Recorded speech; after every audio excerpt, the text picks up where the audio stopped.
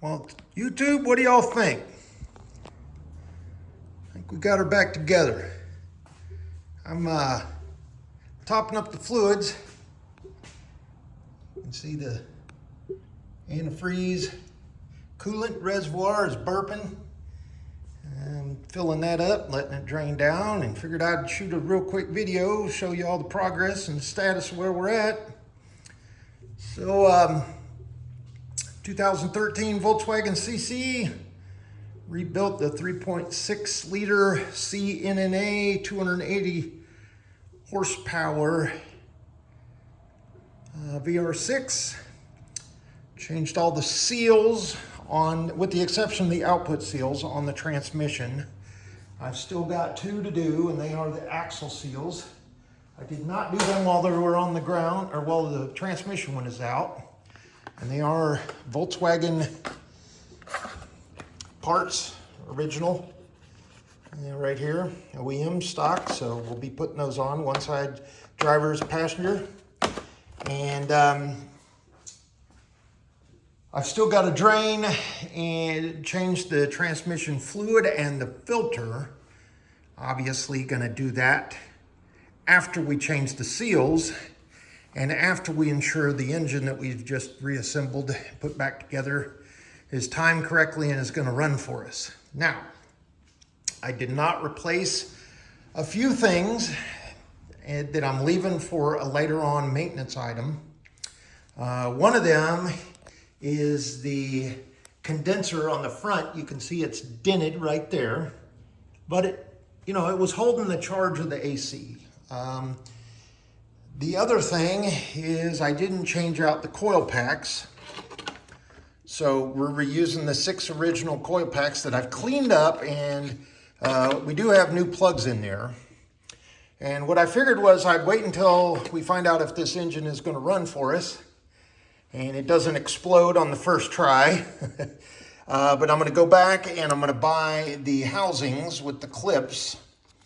Remember I was saying you could just buy the plastic outer housings for these. I'm going to buy those, repin the ones that are broken. That one obviously, that one, I believe it was this one. Nope. Yeah, this one. So these 3 in the center, these 2 and that one are good. So imagine that.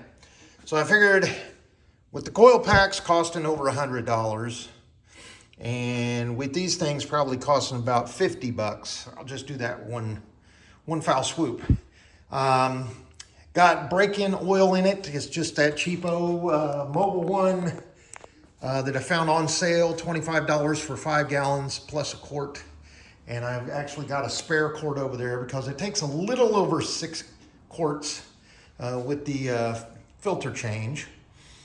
Let's see, didn't come up with any extra parts or screws or bolts or anything like that. Everything's been reassembled just right back where it was. Obviously with a brand new engine, a rebuilt engine. I even didn't replace the bolt that was there to hold down the airbox mount. So I've got to go get one of those. I've got the cover off of this because I've got the relay for the fuel pump and high pressure fuel and auxiliary. And also I've pulled the one, I'll show you real quick. If you're doing this and you're doing an initial startup on a Volkswagen, I believe it's 2008 and up, you want to pull this panel off. There's a little screwdriver slot right here on the driver's side dash panel. Pop this panel off. You just stick your screwdriver in there, pop it off.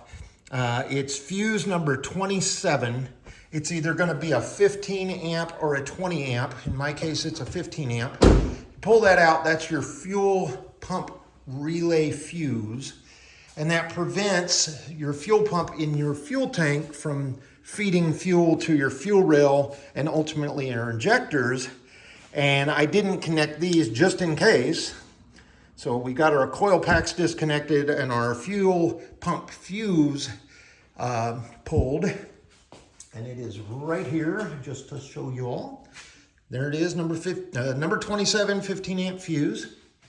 And it is a live fuse, by the way. But I pulled that out. And what the technical bulletin shows, and I'll link that to this video, as that you pull that fuse after you build, and you need to prime your engine. So basically what it says is pull that fuse, get in, crank the engine for 10 seconds, let the starter cool off about 3 minutes, crank it again for 10 seconds, let the starter cool off for about 3 minutes, and then crank it again for about 10 seconds. And then you'll be good to go, and your fuel pump, or excuse me, your oil pump will have been primed, and the oil will be circulated enough sufficiently throughout your timing chain, tensioners, your bearings, and your valve lifters sufficiently to do that initial start. After you've done that, what I'll probably do is just let the car cool down, reinsert the fuse, go ahead and hook up the coil packs, do that initial start, let it come up to operating temperature, and at that time it'll suck down the coolant a little bit more, and then we'll turn it off. We'll check for any leaks throughout that process, and obviously I will have the video going whenever I'm walking around on the initial start, just like we did that GTI. Now, see this cord, you also want to have your battery hooked up to a charger. So I've got it hooked up, and as you can see, my little cheapo Amazon charger, it says it's full. So we're ready to go on that initial start to see if this baby will go. It's going on about 4 o'clock on a Friday afternoon, and I just finished putting the oil in it, and we're topping off the coolant. Actually, let's put a little bit more in there while you're on the video. Let that bubble down and burp itself out a little bit more. Obviously, it's going to take a lot of coolant because we had to drain the heater core, okay, and clean all that out, and obviously pump some distilled vinegar through it. I used a 5% vinegar. You can get it at Lowe's or Home Depot or Walmart. It's a little bit more oomph than the regular old canning vinegar, but and don't try to drink that stuff. It's pretty potent. So if you're going to try to use it on your cucumber salad or whatever in the summer, make sure you distill it a little bit, or water it down, dilute it, I guess is the word. Anyway, yeah, so just a couple of maintenance items. So next video I'm going to shoot, I'll show you, hopefully, fingers crossed, that the vehicle is running. And also, fingers crossed, I hope that it doesn't prime this headlight washer nozzle pump here, because that's not hooked up to anything. The other thing is, and I would highly, highly recommend this when you're working on these VR6s. So in the future, you guys and gals that are going to be working on these Volkswagen Atlases or these VR6s in your Passats, your CCs, change out it's called a coolant return nozzle right there. Let's see if I can zoom in, show you the part numbers. Do I have it, or is it upside down? I apologize. Let's see. Let's come on, get in there. Zoom on. There you go. All righty. Change that sucker out, because that is in a very difficult place to get to, right up underneath all of this right here. And that goes straight to from your heater core into your cylinder head, or vice versa, and cools your entire coolant system. The other thing Volkswagen did, and it's infinite wisdom, is it used these 3-way plastic, I don't know what that is. There's not even a part number on this. Okay, it's just a 3-way splitter, I don't know, 1/4 inch or whatever. But that is for this tube that goes to your overflow. It's kind of like a bleed tube, but it comes from the top of your heater core, and it also goes into a line that connects down right here, okay? So it's all obviously under the worst part of the place where you can't get to it, and it sits kind of like that, and it's made out of plastic. However, I was able to find one of those of all places, Amazon, made out of aluminum.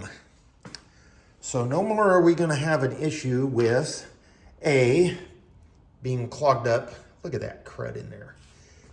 And look at how small it's restricted this one. And this one. So no more we're gonna have any problem with that kind of breaking and seeping. That's probably where it was leaking, and that's why somebody probably put that stop leak stuff in this vehicle. But anyway, yeah, I replaced that. Okay, as well as all the seals. Now I do have one leftover thing. Remember, I lied. And that is the seal that goes on the crack pipe into the water pump housing or whatever on the side of the block. So I actually bought one of these separate, but it was already assembled on the new replacement coolant pipe that has been installed. The other thing is, make sure if you all are using, or are you redoing this, make sure you're using some good quality gasket seal. I use the L-ring, and I also am a huge fan of the Victor Reigns. And hang on, let me see if I can't unroll this in one hand. I'm sorry, but let's see here. This stuff is up to 600 Fahrenheit. It is, you can find this at AutoZone, you can find it at O'Reilly's, you can find it at Advance, you can find it at Napa. It's called Reinzol or something. It's good to 300 degrees Celsius, and it stays flexible. It's perfect pretty much for everything that you're gonna do on an engine, unless it asks for any time there's those valve, oh gosh, like on a, let's see, is the Mini Cooper like that? There's two-part camshaft cylinder heads where you have to use that, I guess, oxygen activated sealant that's very expensive. It's almost a red color. It looks like nail polish, but anyway, you have to use that because it's very thin, almost like water, and it doesn't affect, there's not a big gap between the machine surfaces. But other than that, use this Rosinol because Reinzol Victor Reigns. There it is right there. See, Victor Reinzol. But use that stuff on your water pump, on your, wherever you have where it calls to use gasket sealant, use it. Water pump, hoses, oil pan. I mean, you can get that. It's gray versus the L-rig is, I believe it's black. Let's just open this stuff up and I'll show you real quick. So Victor Reigns is black, kind of a gray black. And then your L-rig or L-ring is a gray. You see it right there? It's almost like a aluminum color. So anyway, those two options, but this is readily available everywhere. This you can find on your aftermarket parts stores. The other thing I didn't replace was that grade 8 bolt that was on the oil pump. I went ahead and used a grade 12 because I read a lot of stuff about the oil pump bolts on previous versions of this engine failing. And of course that drives your timing chain, your gears off of your crank, as well as your two camshaft phasers. So that's where we're at right now. And then another maintenance item, I gotta get another one of these. Oh, I guess it's a tow battery terminal. It's your positive node for if you need to jump start the vehicle. Since the battery's in the trunk. So this little thing in the clip right here, I guess I could heat it up and try to bend it, but it's not attaching, so it's kind of dangerous where all this metal stuff is over here, especially being positive. Other than that, yeah, all the fuses are good. I went through all the fuses here and also in the panel, door panel. Let's see, what am I leaving out? So I'm not gonna charge the air conditioning system. We're getting into November here in Northern California, so it's getting a little cooler, 45 at night, 70 during the day, which is almost spring around the rest part of the world. But we're getting in the part where you don't need air conditioner. So I'll probably hold off on that a little bit. I did, you know, put a little squirt of about 4 ounces of oil in there, you know, in the compressor. And then obviously you used new gaskets on the AC lines. You know, I've got 2 different kinds.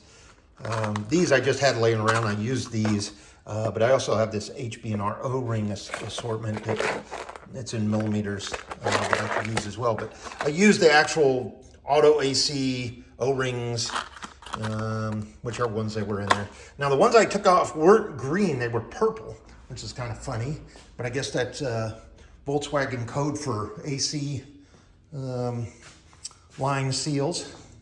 And then, I'm not sure if I talked about this in the other video, but when I was moving the driver's side and the passenger side is this longer one, CV axles. Obviously this is the side that goes into the transmission output socket, and this big nub here goes in the driver's side transmission. And then these are the CV boots and basically the ends that go into the axle hubs around the discs on the brakes, right?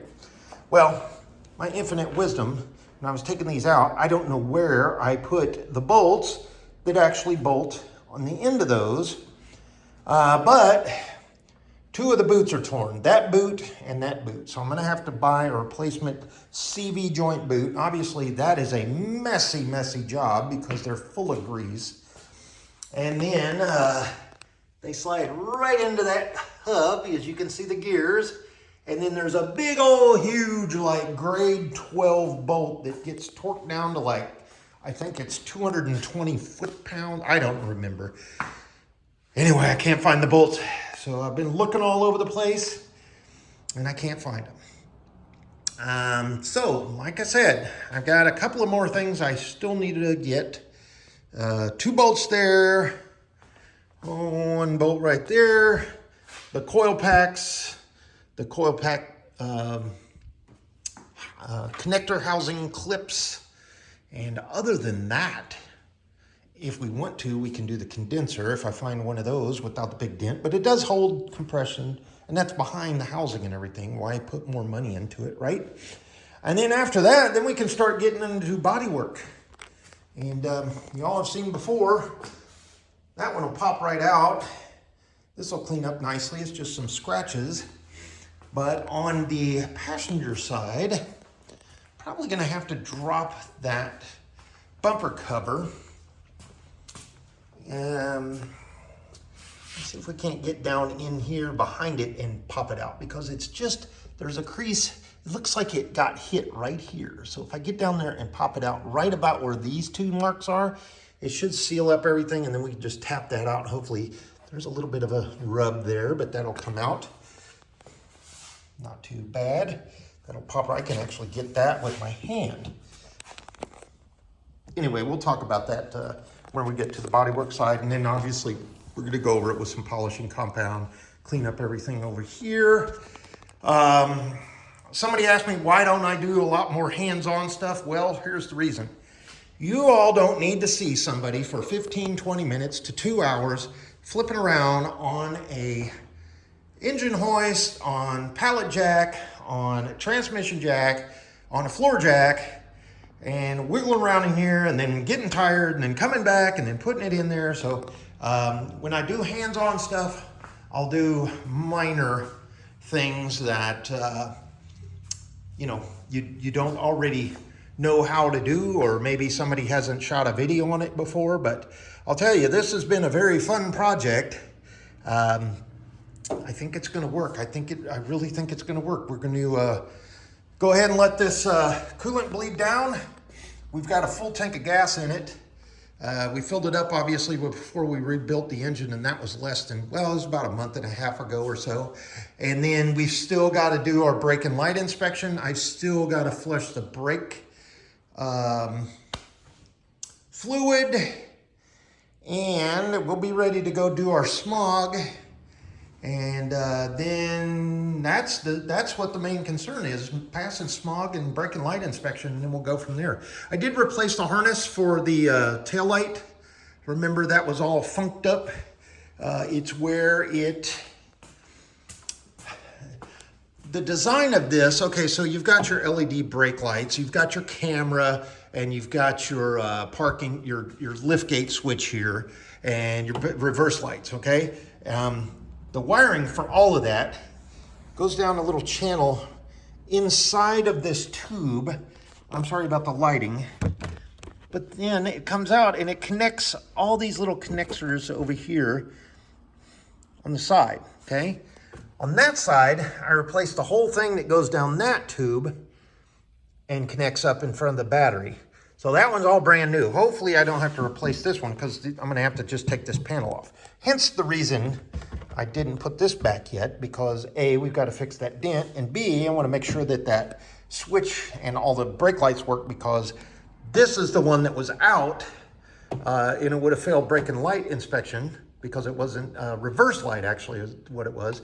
And when I routed my when I routed my new stuff over there and I compared it with the new and the old one was all frayed all up. And then of course there's that giant battery. That's those are not cheap.